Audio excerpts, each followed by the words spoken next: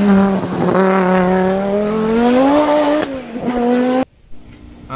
day mga ka-DIYs. So ito po yung wiper arm natin. So nakita nyo po, faded na po siya. So dahil po babad sa araw at may katagalan na din po, so yung paint niya po is ano na po, parang nagiging ano po, faded na po talaga yan po. Today po, papakita ko po sa inyo kung paano siya i-restore and repaint mga ka-DIYs. Samahan nyo ako. And then you'll die.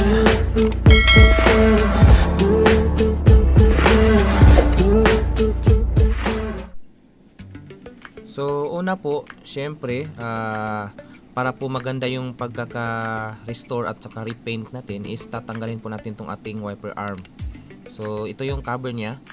So by using 10mm socket wrench po or T-wrench, so pwede pong natin tanggalin tong wiper arm.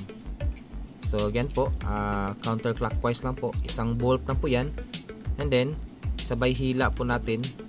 Pag natanggal na yung bolt, so pwede na po natin tanggalin tong buong arm po. So ganoon din sa kabila mga ka-DIYs, gamitan nyo lang ng prying tool or kaya screwdriver. So tanggal yung cover ng kanyang bolt nut, and then socket wrench, 10mm po, counterclockwise. So ganyan lang po kadali mga ka-DIYs. So after that, hugutin lang po natin papataas po para matanggal. Ganyan lang po. Then pati din po itong isa. In preparation po to sa ating ano po, wiper arm, para po magiging ready siya for repainting po. So ito na po yung natanggal na natin na wiper arm. So dito po, makikita po natin dito yung worn out na ano po, yung pintura niya or kaya faded na paint po. So yan po. Saka hindi na din siya masyadong ano po, even yung kanyang painting. So this time tatanggalin natin yung ano niya, banana wiper po. So kanya na po, open and then push lang po pataas para makuha natin yung kanyang wiper blade. So ito din po, linisin din natin para po maging maganda yung kanyang resulta sa kanya ano po, wiping. Ganon din sa kabila. Ganyan po, hugutin lang po natin. And then ito din, linisin din po natin para po pagbalik natin mamaya is maganda yung maging quality ng kanyang wiping po. So dito po, una po natin gawin is lilinisin po natin gamit ang tubig at saka sabon, and then liha po. So kailangan po nating lihain po para po nang sa ganun matanggal yung kanyang mga dumi at saka magkaroon ng ganang kapit tong ating pintura po. So I just use 1500 or 1000 grade na ano po, liha.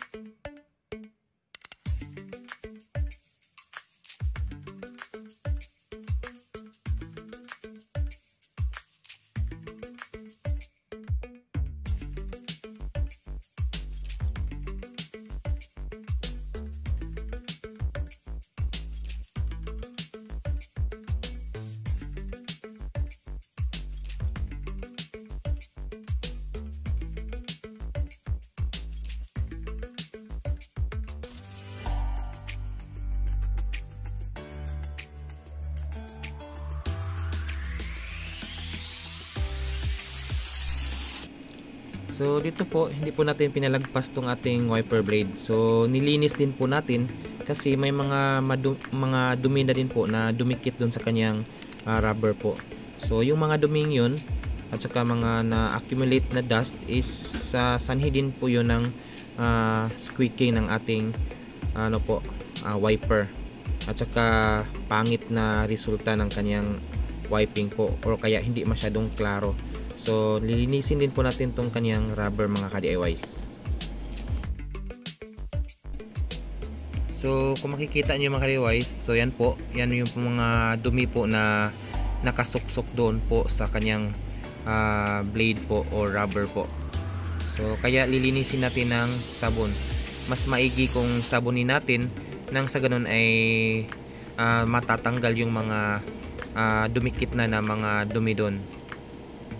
So ganyan lang po, madali lang naman pong tanggalin yan kasi po most likely mga dust lang po yan, at saka yung mga nag-accumulate na dust galing sa ating windshield mga ka-DIYs.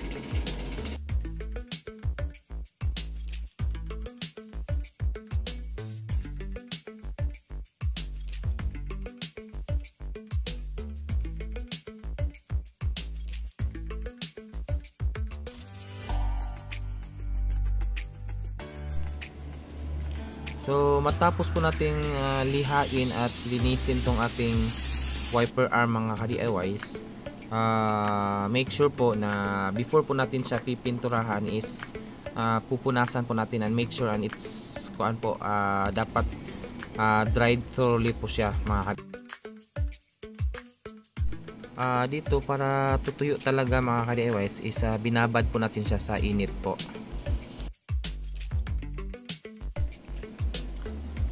Since itong ating wiper po mga ka-DIYs is primed na po, or ibig sabihin may primer na po siya dati, so itong last coating lang po na matte black itong ating i-repaint.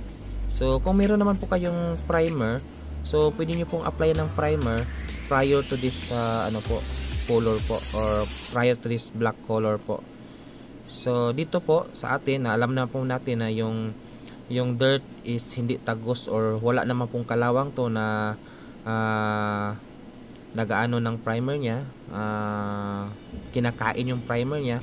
So this is really primed pa rin po. So dito po wala na pong primer na ginamit natin, kundi retouching na lang po tayo sa kanyang color po or black po. So ganito lang po mag retouch mga ka-DIYs. So spray lang po natin in one direction po, pareho po ng direction kung paano natin nilagay yung ating wiper. So ganyan po, and then balik ta rin po natin nang sa ganun ay magkaroon tayo ng magandang coating po mga ka-DIYs. So make sure po na magkaroon din po tayo ng mga multiple coats para po maganda at pulido yung magiging resulta ng ating repaint mga ka-DIYs. So yan po yung magiging result, or yan po yung nagiging resulta ng ating DIY mga ka-DIYs. So yan po, so compared to dati po, so talagang nagiging parang parang bago. So kakabit na po natin. So sa pagkabit po is in reverse way lang po kung paano natin siya tinanggal kanina mga ka-DIYs. So yan po. And tandaan po natin yung placement ng kanyang wiper blade. Sana kung paano mo siya kinalas kanina is ganun din po yung pagbalik mo. So ganyan po, yung mga gamit ganun pa rin po, sakit po na 10mm. And then after natin maibalik yan, balik din po natin yung kanyang wiper blade. And then good to go na po tayo mga ka-DIYs. So ganyan lang po kadali mga ka-DIYs pag repair or repaint ng mga wiper blades natin. So sa mga ka-DIYs natin dyan, please subscribe to my channel po.